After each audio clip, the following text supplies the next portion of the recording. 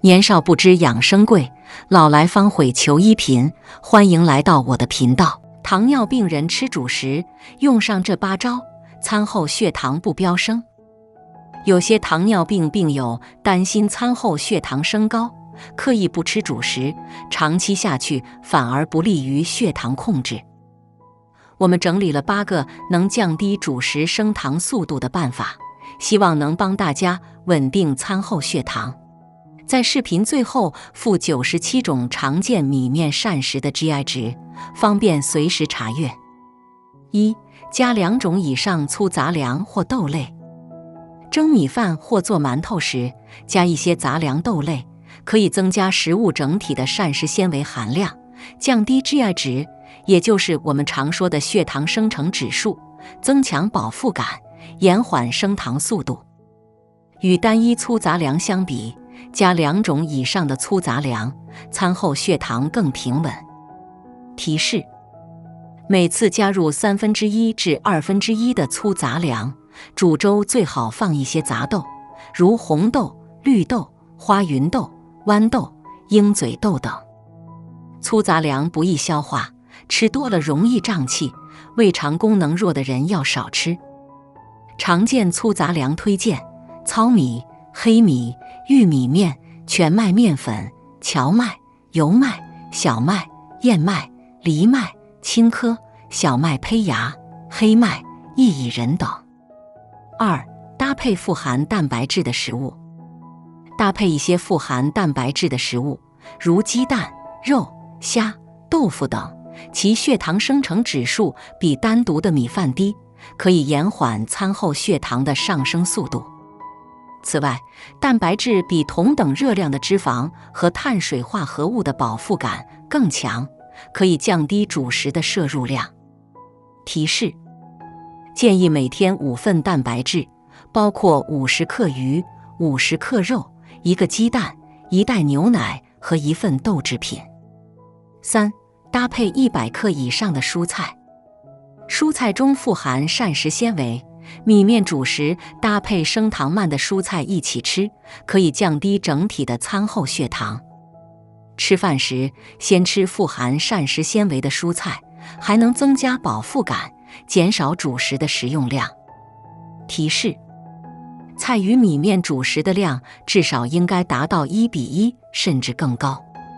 选择膳食纤维丰富的新鲜蔬菜，如竹笋、莴笋、芹菜、绿叶蔬菜等。4. 吃饭时加30毫升左右的醋。米饭中加醋，不仅能够降低 GI 值，还能在一定程度上提高胰岛素敏感性。不过，只有一次食用6%乙酸浓度的醋30毫升左右，也就是约2至3茶匙，才可以发挥降糖作用。吃醋宜长期少量，每天吃2至3茶匙醋即可。提示：醋中含有钠，加醋后少放盐。醋有一定的腐蚀性，不宜空腹吃，有消化性溃疡的糖尿病病友尽量少吃。5. 煮熟后放凉再吃。把米饭或馒头蒸熟后放凉，能增加抗性淀粉的含量，减慢消化速度，降低升糖速度，即使在加热，对抗性淀粉的影响也不大。提示：米面及薯类含有直链淀粉和支链淀粉，前者更容易产生抗性淀粉，而糯米几乎不含直链淀粉，所以冷却后对口感影响不大，升糖速度也同样很高。6. 煮的时间短一些。煮的时间越久，食物越软烂，也就越容易消化吸收，升糖速度越快。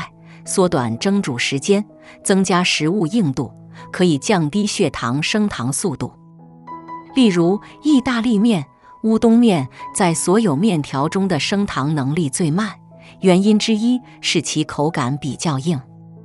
如果咀嚼和肠胃没问题，尽量吃煮的时间短一些的米面主食。提示：把面条煮至半熟，捞出来过冷水，然后继续煮。面条不容易煮烂，口感比较筋道，更耐咀嚼。7. 主食放在最后吃。